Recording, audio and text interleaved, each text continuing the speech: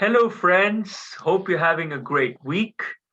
Today, we have a guest on our podcast, Dr. Kevin, a dentist from Scotland.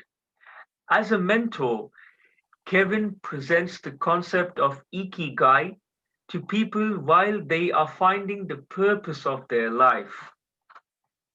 I would like Kevin to introduce us to the concept of Ikigai. Kevin, over to you. Thank you. And thank you for inviting me on this podcast today. So, the concept of Ikigai, I'd love to share with you. It comes from the concept and the ideas of why people live a long, long time in certain areas of the world. They're either called what we call blue zones or cold spots. And there's various places, whether it be in Sardinia or Japan, Okinawa, why are there so many more people that live longer than 100 years old?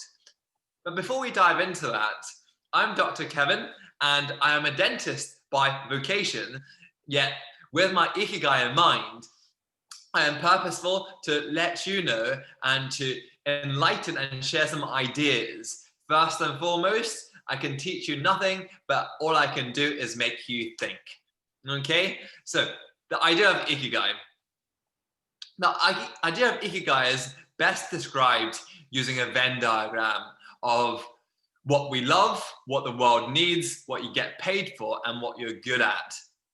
Quite often in life, we tend to focus on segmented and fragmented parts of this, such as what you love and what the world needs. It becomes your mission. And that's fantastic to have a mission to project you forward.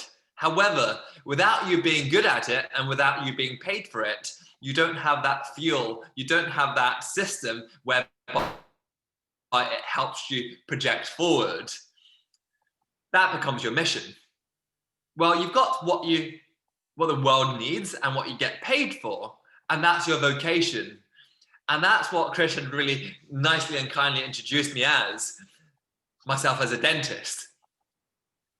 What I'd like to share with you is that in life, we get put in a box and we put labels on things, and we have expectations of yourself being way, and that vocation put you in that certain box, whether it be a doctor, a dentist, a nurse, an admin clerk, a shopping assistant, a cleaner. Yes, this is your vocation. The world needs it, and you do get paid for it. However, once again, do you love it? And are you good at it? Because with that in mind, it just becomes your vocation, and it may not be complete to move you forward. I'll move on to the next couple of attributes. What you get paid for and what you get good at. What you get paid for and that you're good at is your profession. And that is perhaps something that is calling for you, that you get paid for, and that you have expertise and you have craftsmanship in it. You have talent and you have a gift in that. However, just because you are gifted with a skill and just because you get paid for it, what does it mean if the world doesn't need it? And what does it mean if you don't love what you do? And to that, I really do stimulate and encourage you to ask that question. Yes, fantastic, you're good at it. And yes, amazing that you get paid for it. You get to put food on your table and you get to live in a good house and drive a good car. But what if you don't love it, hey? And that is profession. And then on to the last factors, what you're good at and what you love. What you're good at and what you love, where it intersects is your passion. What you're passionate about, what drives you, that you get really excited about, the satisfaction and of sheer drive and fuel. However, once again, if you don't get paid for it, and if the world doesn't need it, how is it really going to be complete? How is it really going to be complete? The concept of Ikigai is where all these four fundamentals and concepts really join and meet together, where what you love, what the world needs, what you get paid for, and what you're good at meet and join together. while your passion, mission, vocation, and profession joins and touches base. And where this crucial point comes together is your Ikigai. Your Ikigai is not because you have to pay your taxes and pay the bills. Your Ikigai is not because you have to make some money or look after someone. Your Ikigai is that pure essence, your life's work, what you are here in this world to do, and how you are going to leave the world a better place when you're no longer here. That thing that drives you.